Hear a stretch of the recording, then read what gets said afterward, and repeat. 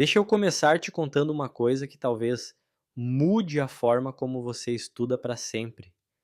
Toda vez que você aprende algo novo, de verdade, não só decora, seu cérebro muda, fisicamente.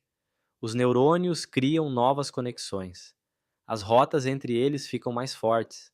É como se, dentro da sua cabeça, novos caminhos fossem sendo abertos e pavimentados a cada aprendizado.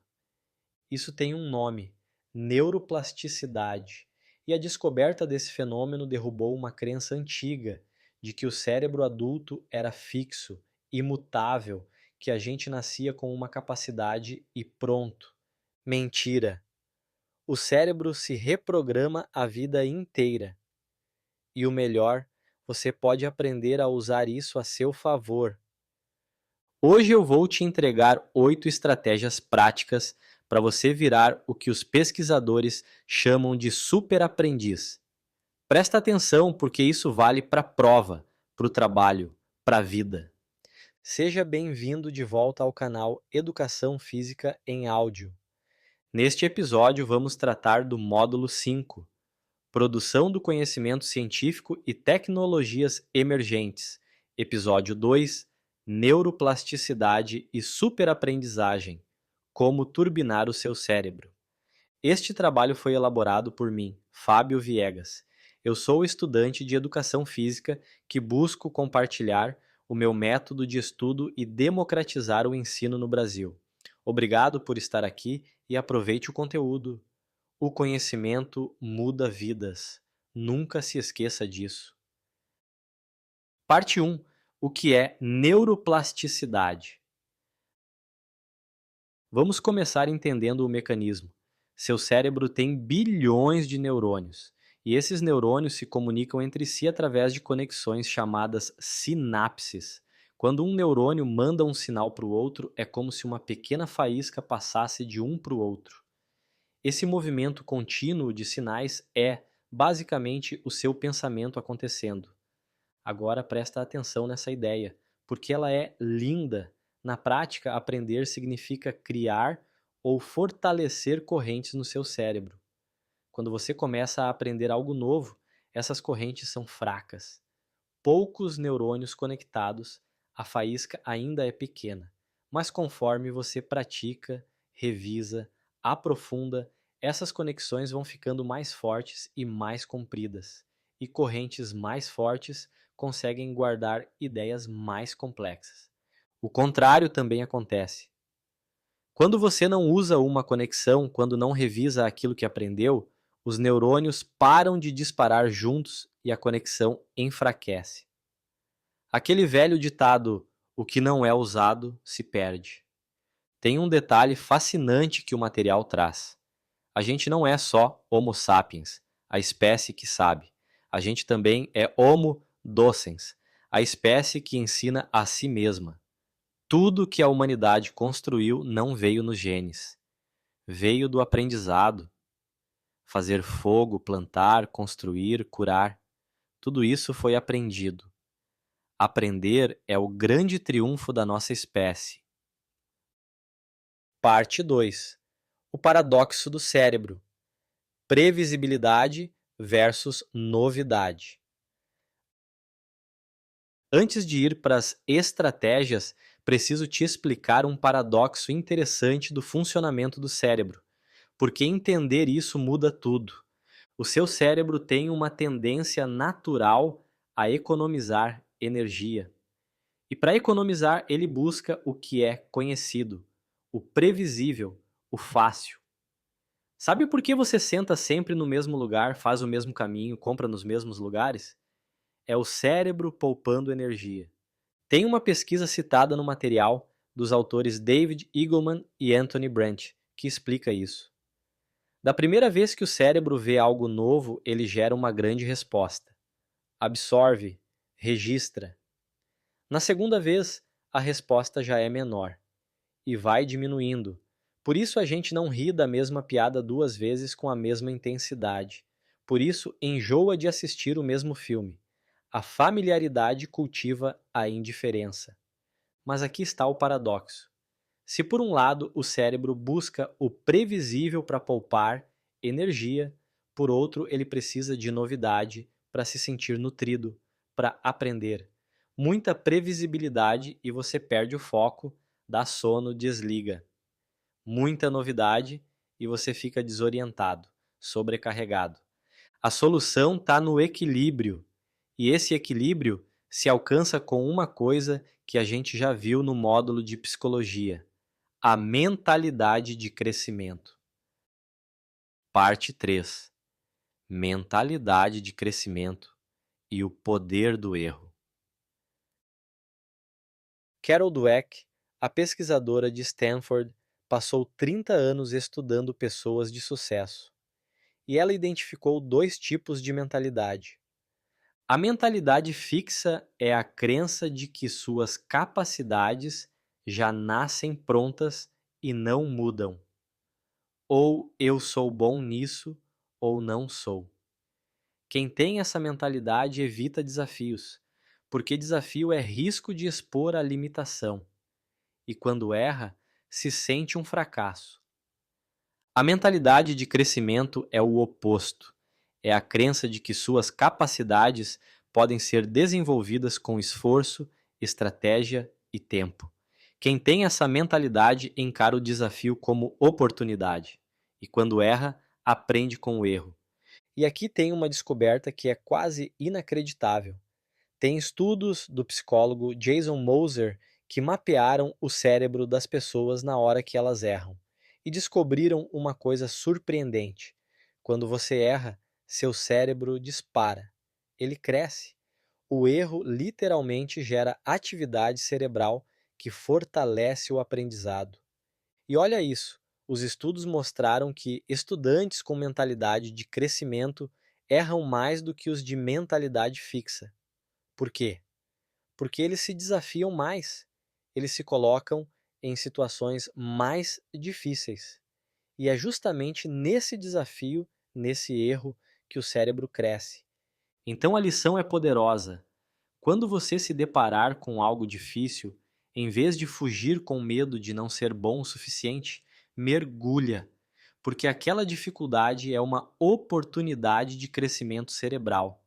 Quando o cérebro é desafiado, ele cresce. Parte 4: Input e Output, a chave de tudo. Agora vamos para as estratégias. Mas antes, entende esse conceito que organiza todas elas. O aprendizado tem dois movimentos: o input, a entrada da informação, e o output, a saída da informação.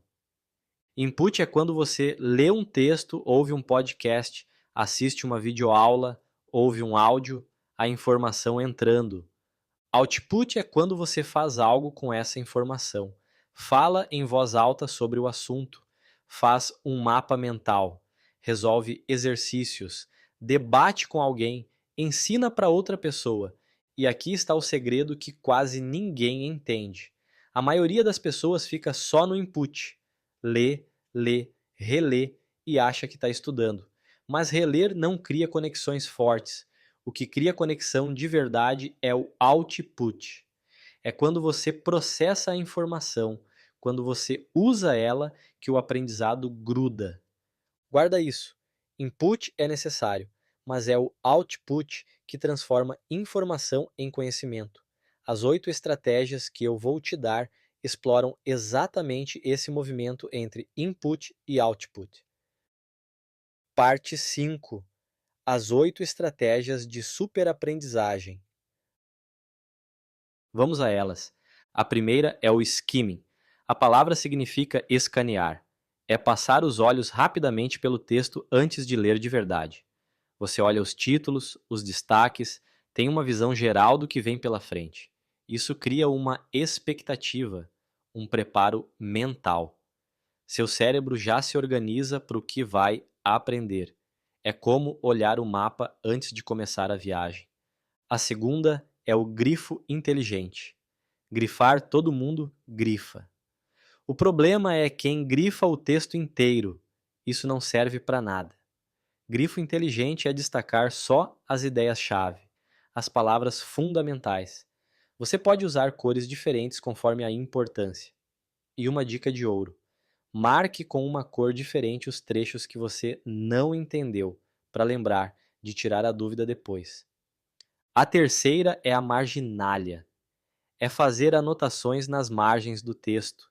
Isaac Newton e Charles Darwin faziam isso. As margens dos livros deles eram cheias de anotações. Você escreve suas conexões, suas dúvidas, seus comentários ao lado do texto. É como um diálogo entre você e o autor.